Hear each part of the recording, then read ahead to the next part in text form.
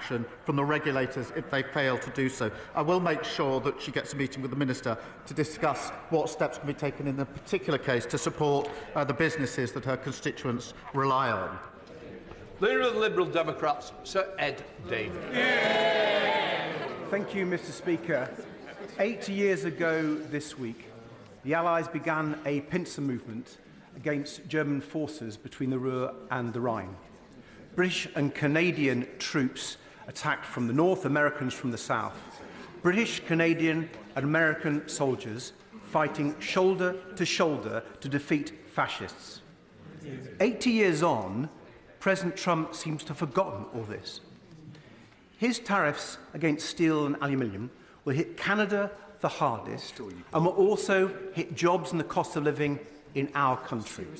So in reminding President Trump who America's true and long-standing friends and allies really are, will the Prime Minister also prepare a plan for tariffs in return, starting with tariffs on American electric cars? Prime Minister. Mr. Speaker, he's right to reference our history in the 80-year anniversary. Of course, we were fighting alongside the Americans, and that is amongst the reasons we have a special relationship. British steel is an essential part of our heartlands, and we will not abandon our skilled workforce. And it needs a level-headed assessment of the implications, which is what we're going through at the moment. But we will always put our national interest first and steelworkers first. Sir Ed Davey. Thank the Prime Minister for that reply, but it seems to me the way President Trump and his ally Musk are operating, they do need to hear strong measures and words from even their allies.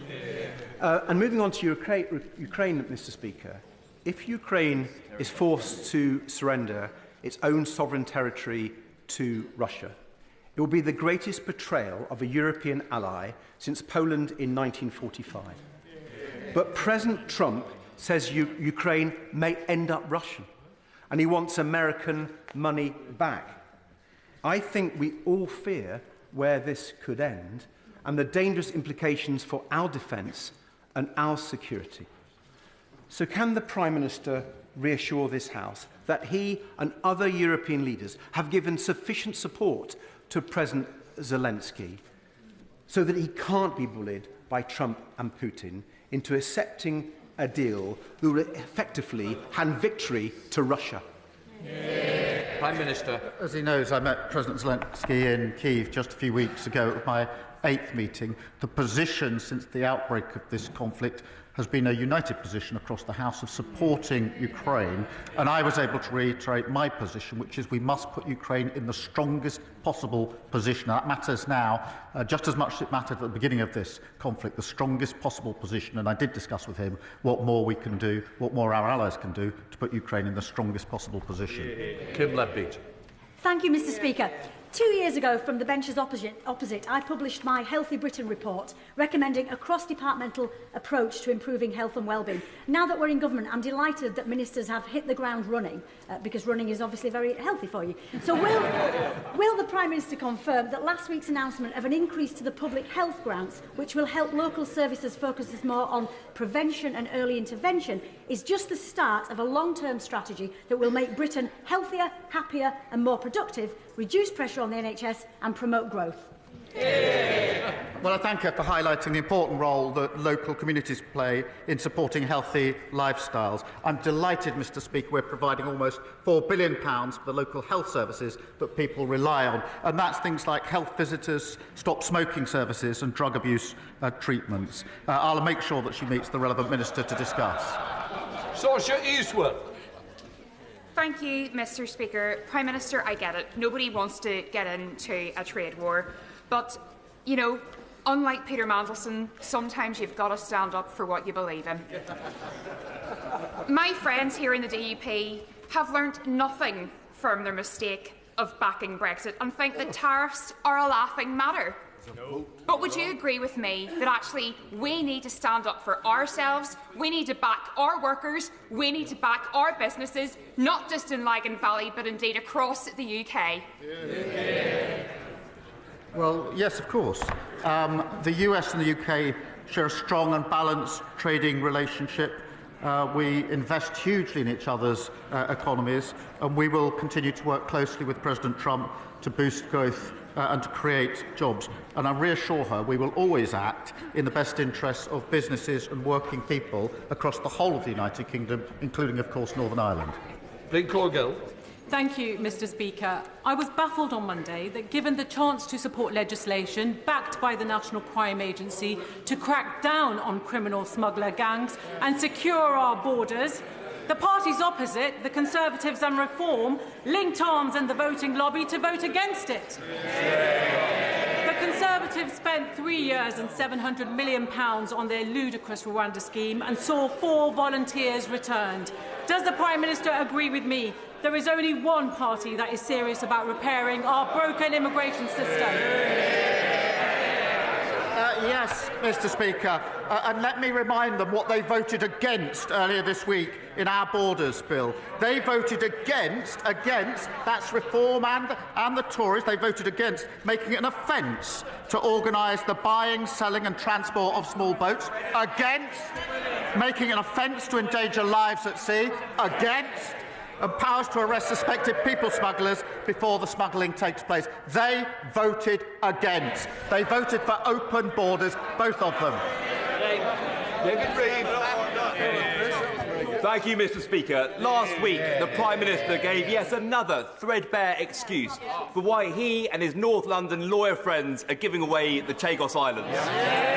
Mr. Speaker, this is his decision, and he must own it. More importantly, he can't tell us, the British taxpayer, how much this is going to cost. Is it £9 billion? Is it £18 billion? Is it £52 billion? The Times have called this botched deal insane. Members of his own cabinet reportedly think it's impossible to understand. And one of his own MPs think it's the worst thing the Labour Party have ever done. So can the Prime Minister tell us which word he thinks best describes this deal? Mr. Speaker, I set out the position in relation to the Chagos Islands last week. I also offered the Leader of the Opposition a briefing on this, a high-level briefing. She still hasn't taken me up on that briefing. They're asking questions without wanting to know the facts. It's extraordinary. Mr. Speaker, someone who wants to be Prime Minister does not want to know the facts, even when she's offered a high-level briefing. He'd be better informed if she took me up on the offer of a briefing. Thank you, Mr. Speaker. The Prime Minister will, I'm sure, want to congratulate Newcastle United on reaching the League Cup final after Arsenal's exit.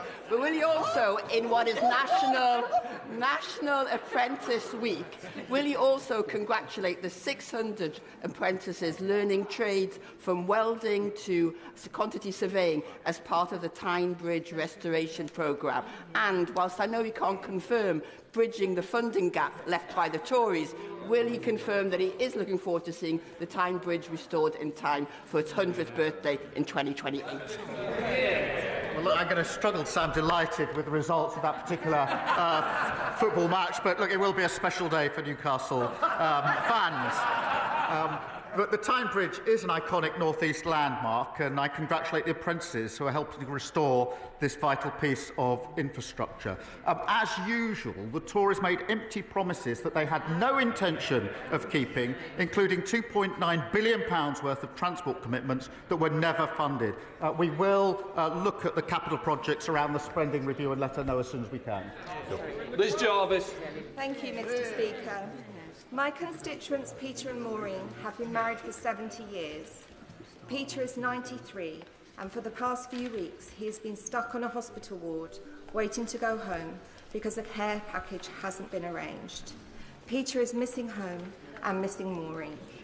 So will the Prime Minister reassure my constituents that the social care crisis will be tackled this year? Well, can I thank her for raising this issue and the particular case of her constituents? And I also know this is deeply personal to her, and if I may, I extend my deepest sympathies to her and her family for their loss. We have taken immediate action on social care, already delivered £3.7 billion of additional investment. working on the first ever fair pay agreement for the sector and, of course, boosting the carers allowance. I invite her and everybody to work with the House on the longer